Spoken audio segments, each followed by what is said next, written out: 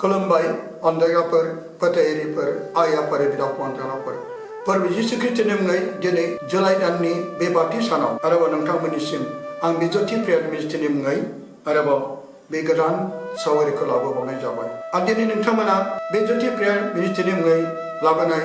इसोरनि गाहाम खौरांखौ जोबनायसिम नायलांबावगोन खोनासंबावगोन बे अरायसम नोंथांमोननियाव आरो आंनियाव बे बाथ्राखौ लानानै आं दिनै अनदायग्राफोर नोंथांमोननिसिम आंनि गोजोन अननाय हामलायथिखौ आं बावहरबाय इसोरखौ मोजां मोनग्रा आरो फोरबोनि गाहाम खौरांखौ खोनासंनो मोजां मोनग्रा अनदायग्राफोर फै अब्ला दिनैनि गाहाम खौराङा जोंनो मा होदों जों बे गोथां बोसोनखौ दसे जोङो फरायग्रोनि दिनैनि गाहाम खौराङा माथाइनि 9 बालाब 32 सिरिनिफ्राय लानानै 38 सिरिसिम अब्ला बे दिनैनि 9 बालाबनि 32 सिरिनिफ्राय लानानै अनदायग्राफोर अब्ला जों बे 32 सिरिखौ जों फरायनि गोजौआव लिरनाय सानै बाबाखौ रायहोनाय बिसोरो ओंखारलांनायनि उनावहाय खायसे मानसिफ्रा बुहुर हमजानाय सासे बाबा मानसिखौ जिसुनाव लांदों आरो बुहुरखौ होखारखांनायनि उनावबो बे मानसिया रायनो हमदों बे मावनायखौ नुनानै दाफाफ्रा सोमोनांनानै होनदों इजराइलफोरनि गेजेराव बेबायदिखौ माब्लाबाबो नुफेराखै आन्थाय फारिसाइफ्रा बुंबाय बियो बुहुरफोरनि गोराजों बुहुरफोरखौ होखारो जिसुनि अनखांनाय जिसुआ बिसोरनि खुलुमग्रा न'फोराव फोरोङै आरो रायजोनि गाहाम खोथानायखौ खोथायै आरो मोनफ्रोमबो बियार आरो मोनफ्रोमबो आजाफोरखौ सोखायै गासै नोगोरफोर आरो गामिफोराव गिदिंबायदोंमोन आरो दाफाफोरखौ नुनानै जिसुआ बिसोरनि सायाव अनखांदों मानोना बिसोरो लावखार गैयै मेन्दाफोरनि समान आलाय सिलाय जादों आरो बुग्लिजानायमोन अब्ला बियो गावनि चेलाफोरखौ होनदों हानांगौआ गेदेर आन्थाइ मावग्राफ्रा एसेल' बेनिखायनो बिगोमानियाव खावलाय बे गावनि हानांगौ मावग्राफोरखौ थोनो बेरबावनाय बादि बेनि फोरबोनि गाहाम खौराङा अब्ला अनजायग्राफोर दिनैनि बे गाहाम खौरांखौ जोङो बाइबेलनिफ्राय खोनालायबाय आरो जोङो बेखौ आरो जोङो बिजिरनि आलदानिसो जों खोनासंबावनि दिनैनि गाहाम बाथ्राया जों साफ्रोमखौबो जिसुआ गावजों लोगोसे मावग्रा जानो थिनदों जिसुजों लोगोसे थानो मोननायानो जोंनि थाखाय जोबोर गोग्गाथाव आरो रंजाथाव जिसुजों थानानै आरो बिनि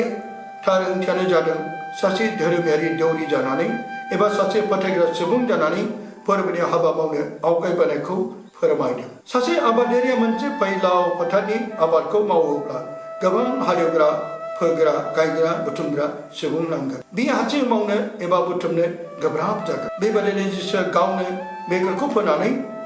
बुथुमनो हागौमोन नाथाय जिसुआ गाव मावलांनाय हाबाफोरखौ मावफुनो जोंखौबो लेंहरबाय मावनायजों लोगोसे जों इसोराव आर'जबो खालामनांगोन जाहाथे गोबां संसाराव आन्दानाय सुबुंफोरखौ इसोरनि खाथियाव लाबोनो मोजां दौरि मोजां धोरोमनि बिबौ धोरोम बिदा आरो मण्डलिनि मोजां प्रसारक पारिसनि मोजां गाहाय प्रसारक एभेन्जेलिस्ट पारिसनि डायसिनिस मोजां दैदेनगिरिफोर जोङो बे हादोराव मोननाय बायदि जों गोबां मावसोयो नाथाय मावसोमसेयावबो जों जेबो उदायै बायदि बेबायदि फोरबोनि हाबा मावनायाव गोबां निन्दि जानोबो हागौ होसो जानोबो हागौ जोङो बुंजानोबो हागौ मालाबा जादुखर मालाबा खर' गाज्रिबो बुंजानो हागौ जेरै जिसुखौनो फारिसाइफ्रा बुंदोंमोन बियो बुहुतफोरनि गोराजों बुहुतफोरखौ होखारो जाय फोरबोआ रायनो रोङै बाबाखौ सोखादोंमोन जाय बुहुतनि हमजानानै रायनो रोङै सुबुङा रायनो रोङैयाव गोबां दाफाफ्रा जिसुखौ बाख्नायदोंमोन मानोना जों मिथिगौ बबा बबिफ्रा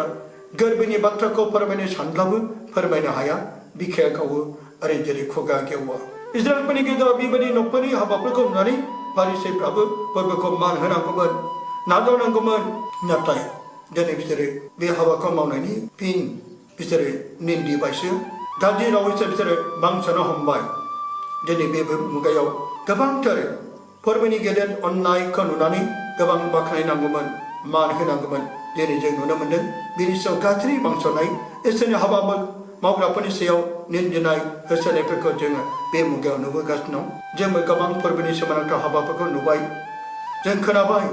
अब्लाबो जोंबो जोंनि मावनाय फाफफोरजोंनो जों जिसुखौ निन्दिफिनो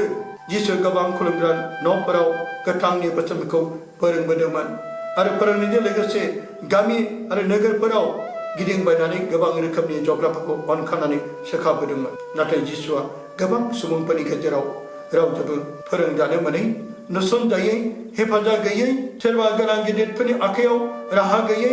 हावरियाफ्रा जिब जुनारफोर बायदि बुग्लिजानाय, नासयजानायफोरखौ नुनानै बियो जोबोर अनखांदोंमोन। मानोना बिसोर लावखार गैयै मेन्दाफोर बायदि आलाय सिलाय जानांदोंमोन। अब्ला बे मुलुग फोथाराव गिदिङोब्ला जोंबो नुनो मोनगोन दिनैसिम गोबां गामि नोगोर हाजो हायेन आरो हाग्रा बंग्रायाव इसोरखौ मिथियै, लोंनाय जानाय फेनायजों, इनाय फाब मावनायजों गफबनाय, सोरजोंबा बुग्लिजानाय, नासयजानाय, लांथिया फांथिया, सि गाननो रोङै, न' बां गैजायै, सोलोंथाइ गैयै, बिसोरनि थाखाय जोंनि मैखुना फोरबोनि जिउजों दैदेनजादोंब्ला जों अनखांगोन, मावनो आवगायबोगोन आरो थानो गोसो जागोन। फैदो अनजागाफोर, बे गासै हालोदखौ नुनानै, गासैखौबो मोनदांनानै जोंबो फोरबोनि मुङै गावखौ गथायनि, जों फोरबोनि मुङै जों बिनि, फोरबोनि मुङै जों धोरोमनि हाबाफ्राव आवगायबोनि। अब्ला बे इसोरारि जिउआ जोङो बे हाबाफोरखौ मावोब्ला इसोरा जोंखौ जोबोर बोर गोनां खालामगोन।